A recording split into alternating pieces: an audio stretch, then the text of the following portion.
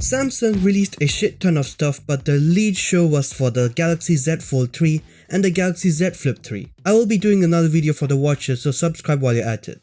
Anyways, this is the third generation for the Galaxy's foldable phones, while the flip version went through 2 generations in one with a 5G update. But yeah, unlike what was rumored and well a trend pretty much at this point, Samsung decided to equip the foldies with the Snapdragon 888 instead of the predicted and rumored Snapdragon 888 Plus. Now, while initially the semiconductor shortage was blamed, the real blame actually falls onto the leaked Asus ROG Phone 5s, which is expected to have an official launch on the 16th or 18th of August. Confused on how? Well, if interested, hit that big red subscribe button and continue watching. You see, to understand this, you need to look at the original Galaxy Flip, which was given the Snapdragon 855 Plus instead of the 855 that the original Fold and the Fold 5G had. The 855 Plus had a sizable advantage over the 855 due to upgrades on its L1 and L2 caches along with frequency boost on its CPU and GPU. You can notice this when you look at the Antutu scores from 2019. The top 3 spots were all Snapdragon 855 Pluses. Thus, Samsung, noticing this, gave the Snapdragon 865 Plus to the Z Flip 5G and then the Z Fold 2, considering these are all top spec flagships, and a whole bunch of others as well, including the Note 20 Ultra. These were usually limited to the US and China. Now, the 865 Plus was actually a different story. In benchmarks, depending upon the phone, it was noticed that the standard 865 performed better than the 865 Plus on general and daily tasks. But the 865 Plus had a gaming advantage, and that's about it. It was also rumored that the 865 Plus favored phones with larger RAM and cooling, and the Z Fold 2 and the Flip 5G had none of these advantages. Well, compared to the ROG Phone 3 anyways. This was kind of justified by using Antutu benchmarks, where the ROG Phone 3 with 16GB RAM and a pretty thick chassis and a big battery pretty much trounced everything. However, for all the other phones with around 12GB RAM, like the Galaxy Z Fold 2, well, they were all pretty much evenly matched, no matter whether if they had the 865 or the 865 Plus.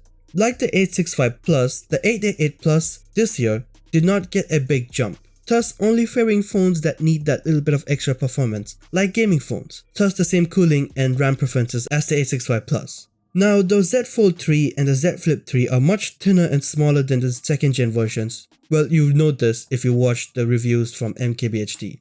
Thus, and I've said thus a lot, sorry about that. Anyways, there was probably no point in upgrading to the 888 Plus when thinning the phone down, as there will be a loss of performance due to cooling requirements. Now, this whole thing can be explained with the scores from Geekbench and GFX Bench as well, but how did Asus ROG Phone 5s factor into this? Well, if you look at the Antutu scores for the past 2 or 3 years, the ROG Phone has taken the top spot at the end of each year with the ROG Phone 2 with the Snapdragon 855 Plus and the ROG Phone 3 with the Snapdragon 865 Plus. Taking the crown 2 years in a row is great, however for this year, in order to capture the market created by the coronavirus, Asus decided to release their phones early in March with the Snapdragon 888 processor. This means this year there are already 2 phones that beat it in the Antutu benchmarks.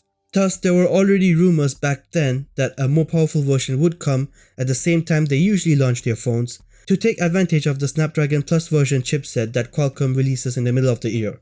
Well, that rumor is quickly becoming a reality with the leaked Asus ROG Phone 5s. However, whether you call what I'm about to say next a baseless rumor or random or whatever you want, I can guarantee you that Asus worked with, or at least asked Qualcomm to ensure the 888 Plus to boost performance in such a way that their leaked Asus ROG Phone 5s beats everything to the top spot and stays there till the end of the year. With a rumored 18GB variant and a 16GB variant, there is no doubt the Asus ROG Phone 5s will successfully do this. But my point is that in a bid to boost the performance of these kinds of gaming phones, especially later in the year, the Snapdragon Plus variants have become more gaming and outright performance focused. Thus, why Samsung probably decided to stick with the 888, and why the probably upcoming Asus ROG Phone 5s is going to benefit from this. More on the Asus ROG Phone 5s later, but unfortunately, including a Samsung, I can only do this with the specs for now. But if you don't forget to subscribe, it will improve my chances to bring you guys some benchmarks and hands-on reviews to back the claims I make, instead of relying on other sources, for images and footages as well. So subscribe and tap the bell, and I will be back.